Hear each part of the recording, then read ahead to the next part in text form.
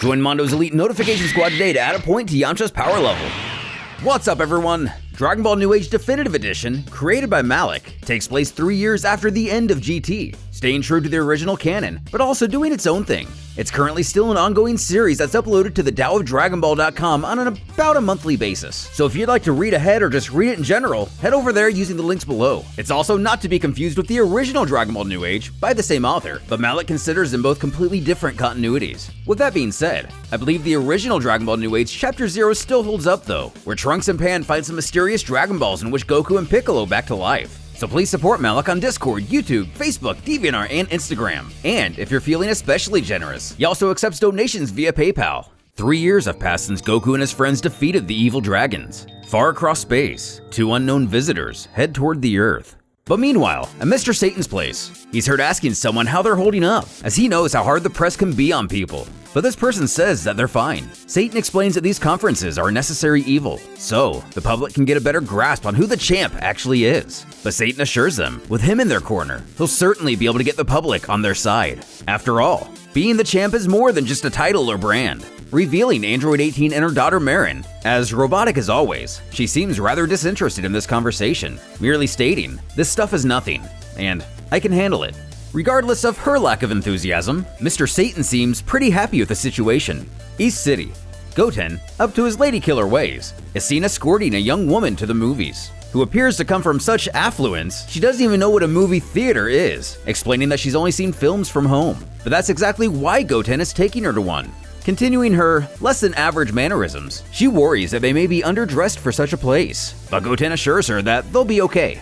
At Orange Star High School in Satan City, a couple kids talk about the daily grind of test taking and constant studying, resolving to have a cram session at one of their houses. One of the boys nervously asks Pan if she'd like to join, who's delighted to, telling them to count her in. Going from school to work, Trunks drives along while an assistant gives him a rundown of an upcoming conference. Since Bulma won't be attending this one, it'll be up to him, much to his frustration. Trunks then asks, by the way, when should we… Cutting him off, placing her hand on his arm, she responds, in due time, leading us to believe she may be more than just an assistant. And on the lookout, Popo enjoys the peace while Dende visits the Namekians, figuring it's been a while since he's gotten the chance to be with his own kind. But on the other hand, it's not like he's completely alone. Below the clouds at Goku's house, Chi-Chi does some laundry, staring at the sky, wondering how those three are doing up there.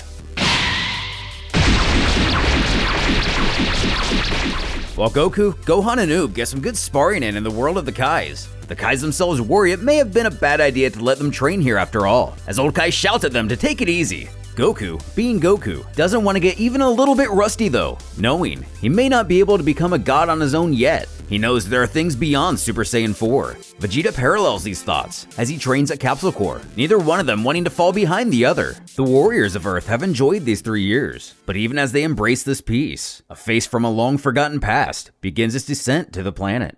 As Vegeta exits the gravity room, he's greeted by his wife and daughter, Bulma commenting that he hasn't missed a single day of training since Goku came back. Brawl tosses him a bottle of water, telling him to take a shower before he smells up the place. As he catches it, the room begins to rumble. Bulma worries that it could be an earthquake, but Vegeta's not concerned in the slightest. Not far away, the 2 attack balls have landed.